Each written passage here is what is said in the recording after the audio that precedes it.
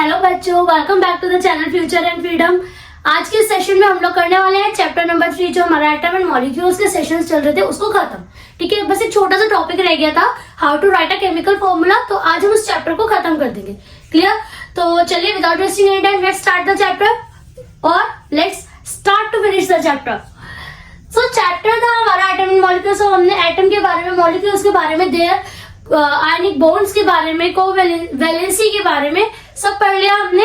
अब बस टॉपिक एक रह गया, वो रह गया हमारा राइटिंग अ केमिकल फॉर्मूला कि केमिकल फॉर्मूला जो हम लिखते हैं वो कैसे लिखते हैं। क्लियर? तो चलिए केमिकल फॉर्मूला लिखने के लिए आपके पास 3 स्टेप है। पहला है right symbol of elements which form compound. जो भी कंपाउंड आपका बन रहा है उसके अंदर जो भी आपके एलिमेंट यूज हो रहा है उसके सिंबल्स लिखो। सेकेंड, उसके नीचे बिलो द सिंबल हर एलिमेंट की आपको क्या लिखनी है, वैलेंसी लिखनी है। Valency we have already discussed. Valency लिखने के बाद cross over the valencies and combine the atoms. जैसे कि यहाँ पे मैंने एग्जांपल्स के लिए ले रखा है हाइड्रोजन सल्फाइड। अब हाइड्रोजन सल्फाइड में कौन कौन से एटम्स प्रेजेंट है, मतलब कि एलिमेंट प्रेजेंट है, हाइड्रोजन एंड सल्फर। तो सिंबल्स हो गए मेरे हाइड्रोजन का एस, एच एंड सल्फर का एस। अब हाइड्रोजन की वैलेंसी मुझे पता है 1 होती है और सल्फर की वैलेंसी होती है हमारी 2। तो अब क्या करना है, सिंबल लिख लिया हमने। हाँ जी, सिंबल लिख लिया। उसके बाद below the symbol we have to write the valency. Valency लिख ली। Now do the cross multiply, cross over करना है इनको। तो जब आप क्रॉस ओवर करोगे तो क्या आएगा, H2S1 which is equals to H2S and that is your hydrogen sulphide. Clear? तो देखो ये तो था आपका पार्ट जहां पे आप एलिमेंट्स को यूज करते हैं, जहां पे आपके पास कंप्लीट एटम है ना। अभी यहाँ पर क्या है, यहाँ पे हम लोग लेंगे आयंस को। यहाँ पे थे हमारे मॉलिक्यूल्स जो कंप्लीट है। ठीक है, यहाँ पे हमारे क्या आ गए, आयंस जिसके अंदर चार्ज होता है, वैलेंसीज होती है कुछ। तो जब हम अब देखो केमिकल फॉर्मूला आप दोनों से लिख सकते हो, मॉलिक्यूल से भी और आयन से भी। मॉलिक्यूल का सिंपल है, सिंबल लिखा, वैलेंसीज लिखी, क्रॉस ओवर किया, सॉल्व कर दिया। क्लियर? अब इसका भी सेम है, इसका भी सेम है, बस इसमें क्या है, इसमें वैलेंसी पे आप चार्जेस लिखोगे। ठीक है, कि इसका चार्ज कितना है। तो मैग्नीशियम का चार्ज क्या है, 2। मैग्नीशियम का हमारा हो गया 2 प्लस, और क्लोरीन, मैग्नीशियम क्लोराइड हमने एग्जांपल लिया था, यहाँ पे मैग्नीशियम का हो गया 2 प्लस, क्लोरीन का हो गया 1 माइनस। ठीक है, 1 माइनस का मतलब इसने 1 इलेक्ट्रॉन किसी से लिया है, और 2 प्लस का मतलब इसने 2 इलेक्ट्रॉन अपने लूज कर दिए।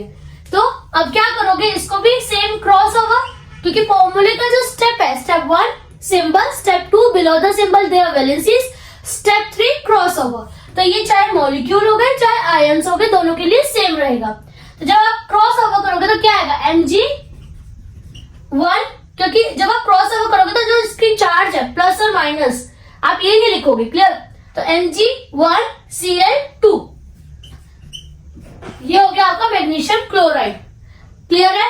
अभी देखो ये तो हमने ना सिंगल सिंगल आयन का, अगर हमारे पास एक सिंगल ना होकर कि पूरा कंपाउंड फॉर्म में आयनिक कंपाउंड है तब क्या करोगे। तो जैसे मैंने यहाँ पे एग्जांपल लिया है ये सोडियम कार्बोनेट का, सोडियम कार्बोनेट।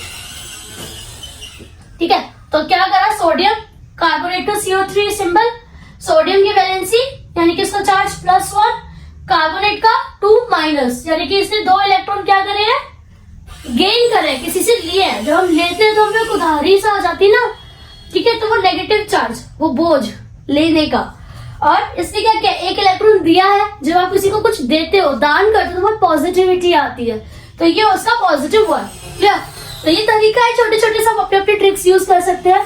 कमेंट सेक्शन में जरूर बताना कि आप क्या ट्रिक यूज करते हो चीजों को याद करने के लिए, वैलेंसीज को, इन सिंबल्स को याद करने के लिए।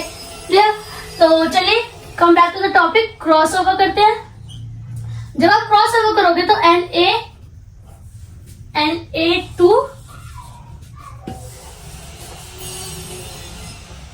Na2 और CO3।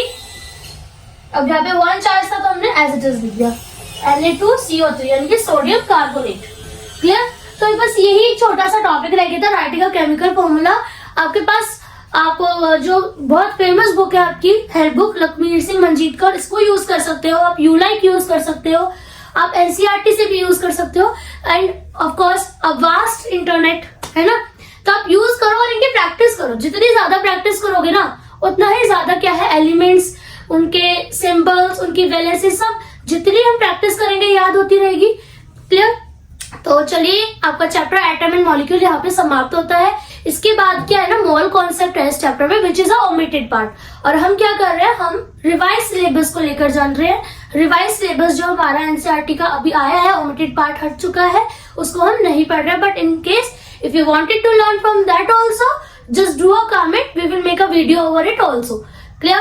तो मिलते हैं अगले सेशन में अगले चैप्टर के साथ। टिल देन वीडियो को लाइक करें, चैनल को सब्सक्राइब करें, शेयर करें और पढ़ते रहिए। बाय।